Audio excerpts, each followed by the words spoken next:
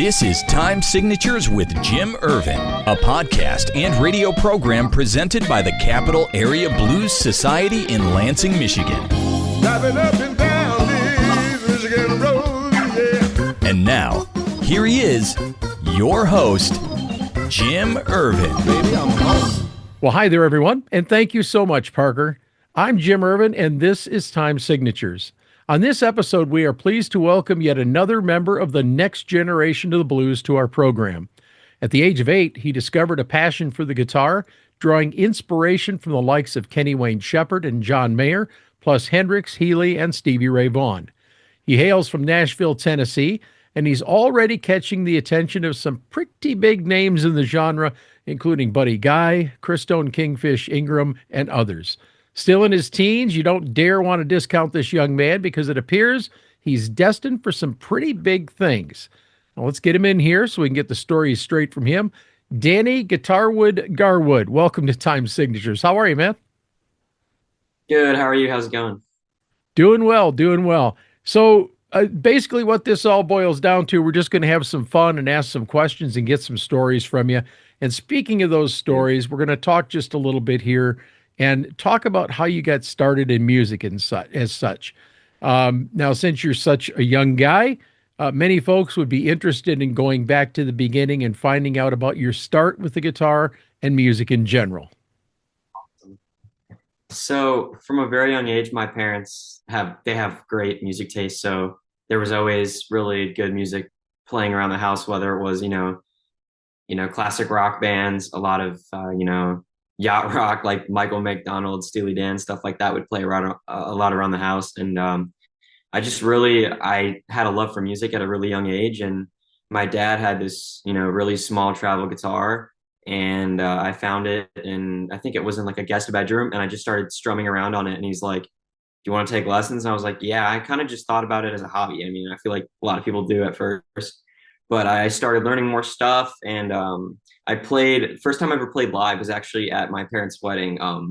Wayne Baker Brooks, actually, he was the wedding band, and I played "Boom Boom" by John Lee. Yeah, I was probably like 4 feet tall. This mini Strat. It was a mini Strat, and it was bigger than me. The mini Strat was bigger than me, but yeah, it was.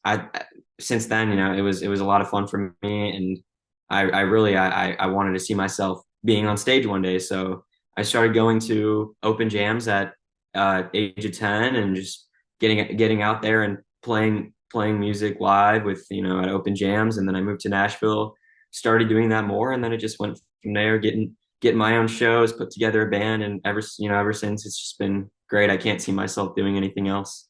That's cool. We're going to walk through a little bit more of that in a little more detail coming up here, but I noticed that you list, Kenny Wayne, John Mayer, and a host of other guitar heroes. But for my money, man, I distinctly hear some strains of Joe Bonamassa in some of your work. Have you ever been told that before? I actually haven't. That's the first time I've heard that. Really? The single that I found, on your website, I hear Bonamassa. I don't hear Kenny Wayne. I don't hear any of those other guys. I hear Joe. Oh, that's a rock song. For sure. Yeah. Yes, sir. Song for sure. Yeah. I could see how that would sound a bit like Bonamassa. Okay.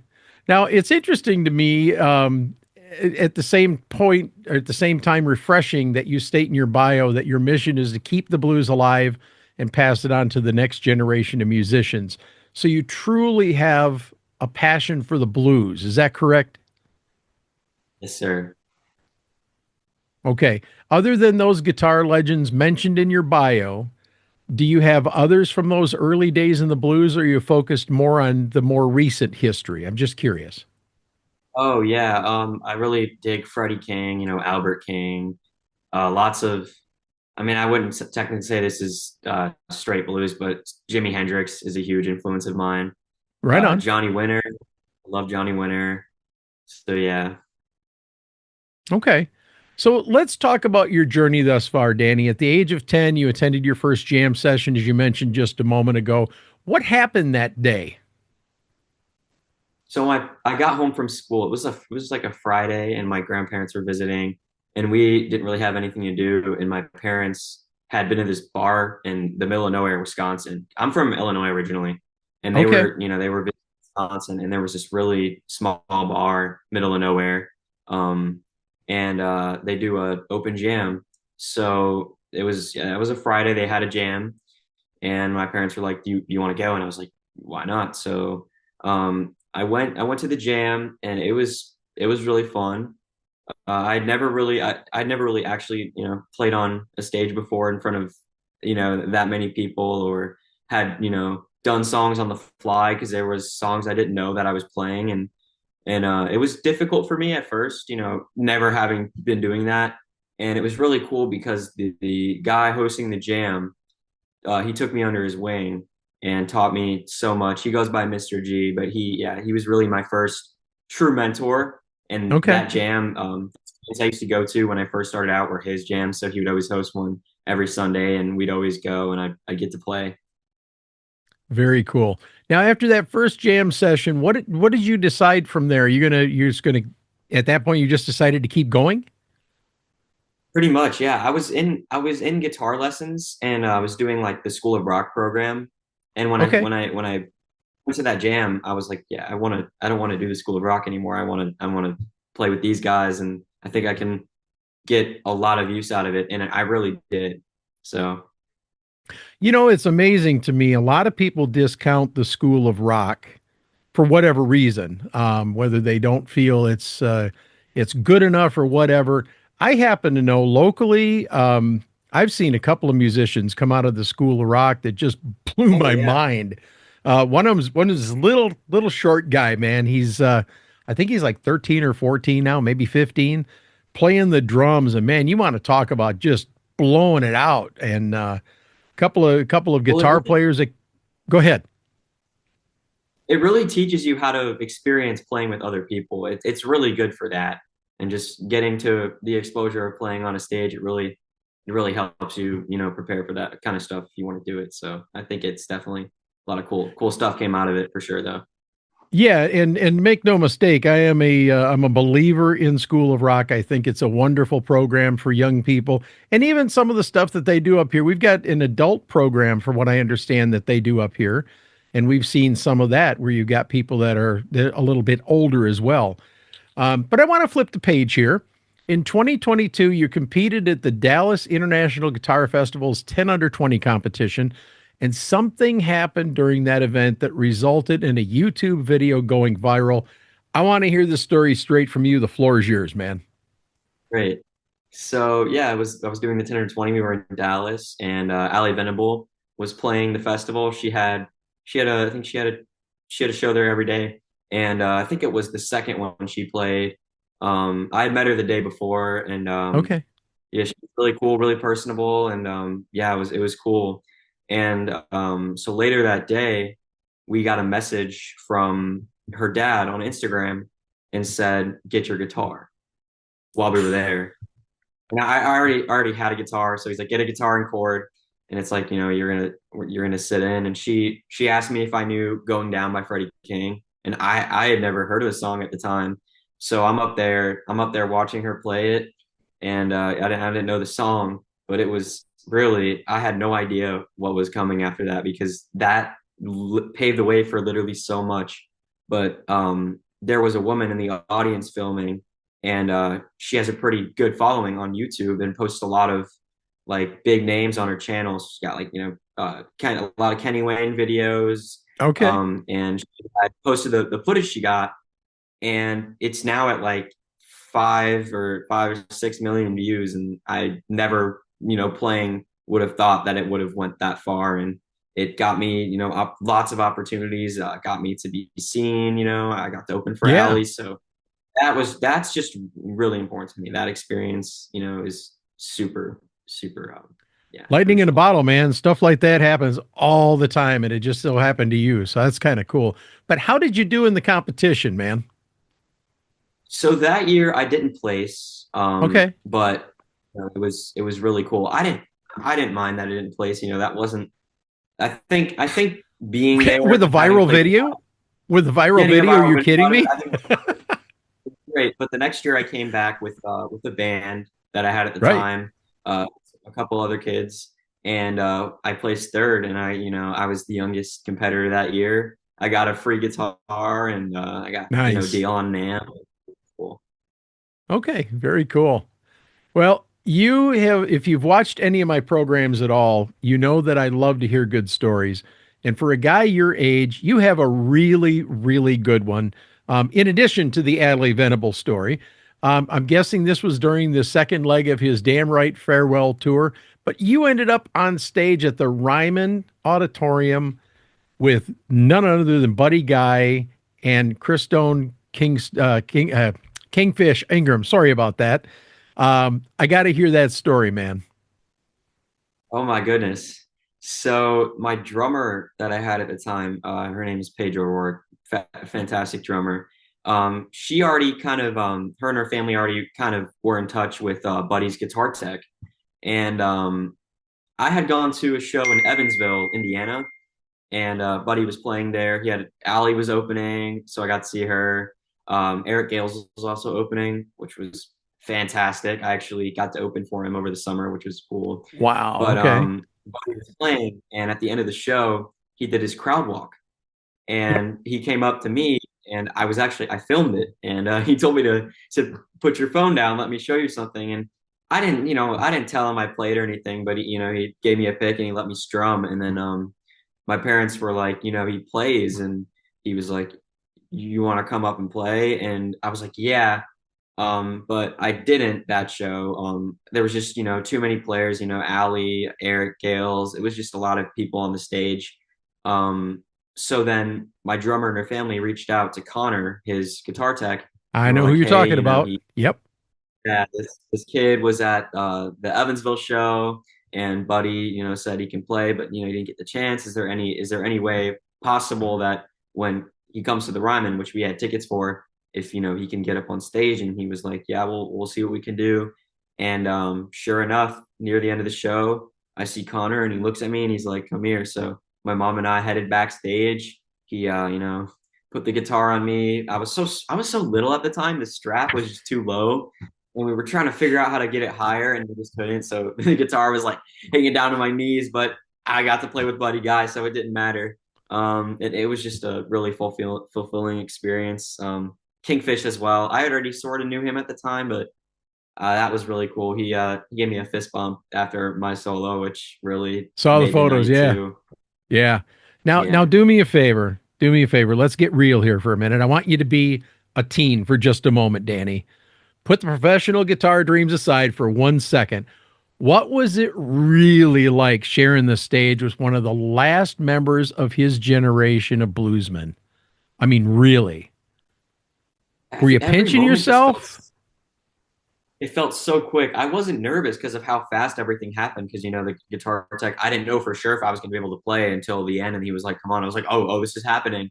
So it just all happened so fast, and I couldn't take it in. And of course, I was smiling, but after, I think it really hit me. It was like an adrenaline rush. I was like, "Oh my God!" Like I just played with like a legend, and Yes, yeah, sir. I couldn't sleep that night. It was just so cool. Ironically, you actually played with a few legends that night because you had Buddy, you had Kingfish up there, and then you had the drummer who Tom Hambridge, who's Yeah. multi Grammy winning drummer. Um, I'll tell you what, Tom's a good guy too. I had a nice chat with him, but that was some experience, and I can tell you unequivocally, there's not many people that get that opportunity. And Connor Cordy, I have nothing but great things to say about him. I met him when Buddy played in Kalamazoo just before the end of the first leg of his tour. And man, what a great bunch of people! And to be able to share the stage with them, it just had to be an honor. Oh yeah, it was unforgettable. Love the pictures too. Love the fist bump. So, according to your Yeah. website, you also have had the honor of serving as host of the Youth Blues Jam to be held at Ground Zero Blues Club in Clarksdale in conjunction with this coming year's International Blues Challenge. Talk about that exciting bit of news for a moment, would you please? Yeah, so Ground Zero, I had played at. I've been playing at for a long time. I think the first time I played there was 13, and I had done the Pine Top Perkins experience, the foundation, the camp, and they're they do a blues jam there on the last day of Right. the camp, and we always kind of stayed in touch with the booking agent, Miss T there, and basically, we kind of had this idea of, it'd be really be cool to host a jam there for all the youth, because the IBCs does a youth blues like showcase, and Yes. we did it that year, but we had this idea, it'd be really cool to just invite everybody doing the youth thing, or any youth really, to come play. And I've been doing it since, I think the first year was 2022, and it's been a really cool experience. This year will be my last year because I'll be 18 next year. But yeah, we're doing one. I think it's January 17th. So if you're listening and Okay. you're a youth blues, come on out. Well, we talked about this a little bit before we started recording. If you get a chance, you got to drop over and see Deke. His store's name is Deke's Mississippi Saxophones and Blues Emporium. For people that are in Clarksdale, I happen to know that if he's in town, Charlie Musselwhite drops in to see Deke occasionally, so there's always that opportunity. But man, just to be on there and immersing yourself in the old school blues of Clarksdale, Mississippi, that's going to be a blast. Now, I happen to know that you're currently working on some songs because you shared your music with me recently. Any plans for an album release soon, or an EP, or are you just going to salt them out there one single at a time, Danny? For now, just one single at a time. I want to release an album when I know it's time and I got Sure. everything that my vision complete. But yeah, I'm working on releasing singles. Hopefully we're hoping for early next year to release the first one. So yeah, Okay, I cool. just cut some at Sweetwater recently. Re-recorded some guitar and vocal parts from I cut, I think it was 10 songs last year. And I wanted to redo the vocals because my voice has changed so much since then. And it's completely different. It's crazy listening, comparing what it sounded like then and now vocally. So I wanted to redo some vocals, and I had the chance to redo some guitar parts. So why not? So I did, and I'm really proud Right of what on. came out of it.